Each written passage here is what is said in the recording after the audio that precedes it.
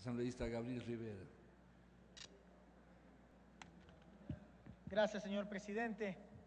Yo creo que nadie con sus 5 sentidos podría, como en efecto se puede observar, que los compañeros de diferentes bancadas apoyan esta feliz idea de poder emitir por parte de la Asamblea Nacional esta resolución. Y mucho más, señor presidente, toda vez que esto haga parte de la lógica de presión internacional, así como cuando, por ejemplo, en Sudáfrica, la minoría blanca subyugaba a la mayoría negra, la presión internacional los llevó, por ejemplo, a poner en libertad a Dalibunga Mandela, más conocido como Nelson Mandela, que es un apodo más vale que él tiene.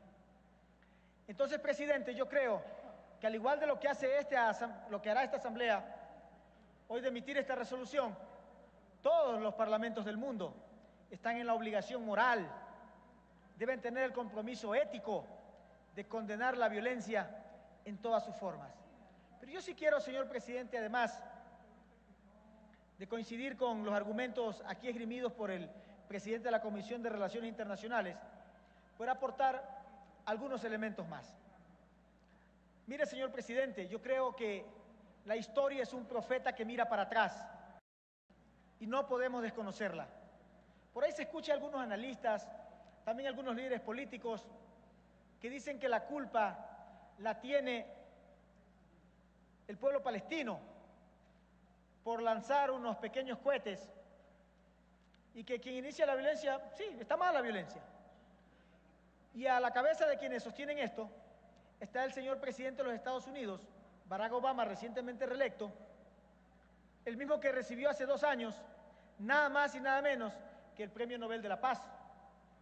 Y él ha dicho de que él entiende al gobierno de Israel porque está contestando a una agresión ilegítima. Pero por Dios, lo que no ha dicho el presidente de Estados Unidos es que la potencia ocupante es Israel. Y le voy a decir por qué es la potencia ocupante, señor presidente. Esto es facilito y rápido entenderlo, porque es parte de la historia que todos yo creo que conocemos.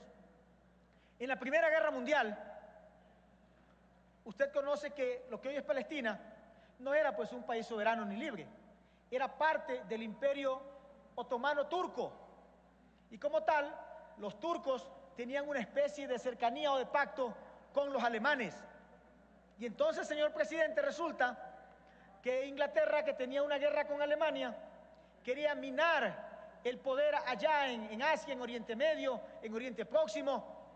Entonces, entre ellos, mandaron al capitán Lawrence, capitán en inglés, para que hable con los palestinos, para que hable con los árabes, para que hable con los beduinos y que estos se levanten en contra de Turquía y que alcancen su libertad. O sea, le propusieron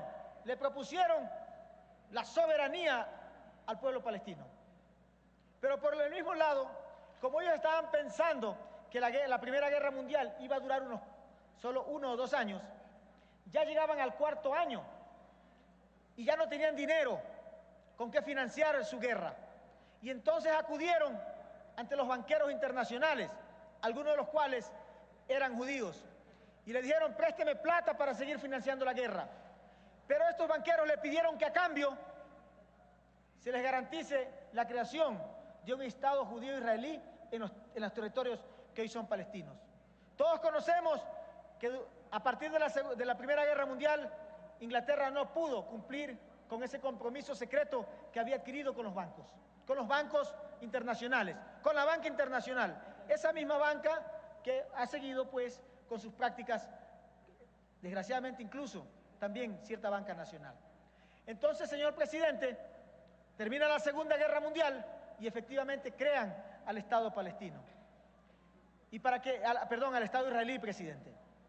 Y usted sabrá, no escapará al conocimiento de todos nosotros, que para que sea reconocido el Estado de Israel, se le propuso de que devuelva los territorios que en la Guerra de los 6 días había perdido: los altos del Golán de Siria, Cisjordania de Jordania y la península del Sinaí de Egipto.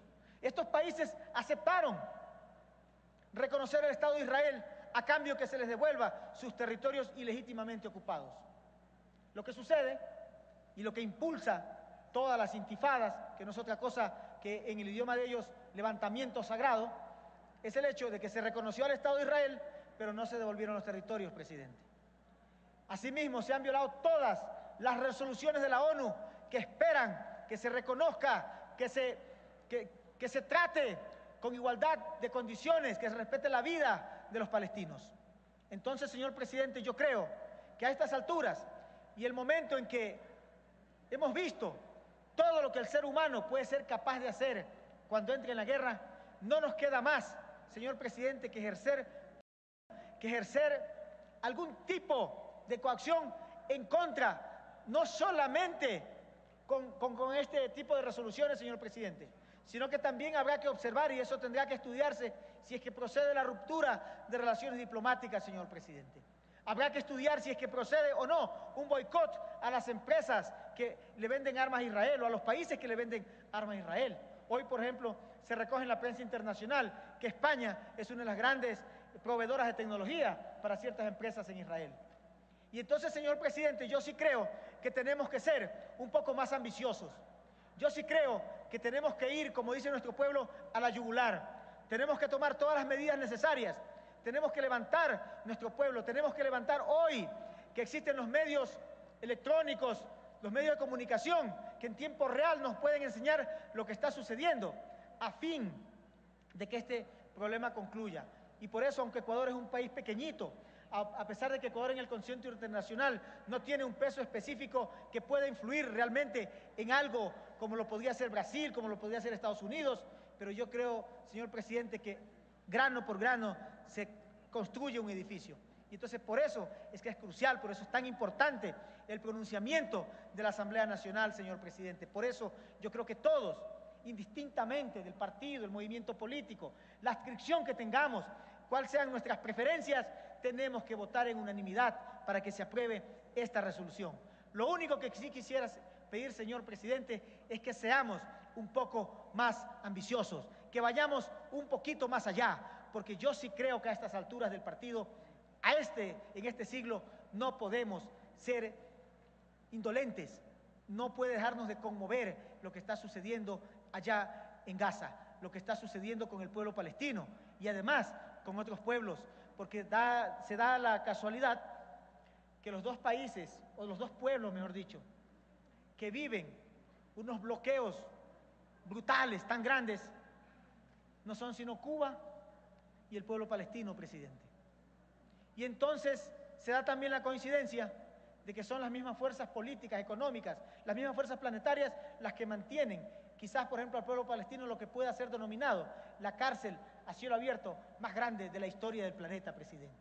Y esas cosas, entonces también tenemos que ir nosotros en esta resolución a tratar el tema de la raíz del problema.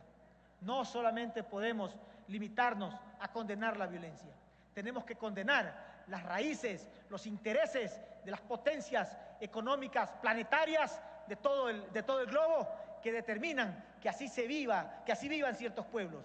Porque claro que está de por medio, por ejemplo, el insurgimiento, o el surgimiento, mejor dicho, por ejemplo, de la influencia china en lo que hoy es el Medio Oriente. Y entonces, claro que tienen que ciertas potencias, para mantener su statu quo, apretar las tuercas, presidente. Y desgraciadamente, así está sucediendo ante los ojos, ante la vista de todos. Por lo tanto, presidente, muchísimas gracias por el uso de la palabra, presidente, pero quiero insistir una vez más, debemos ser un poco más ambiciosos. Gracias.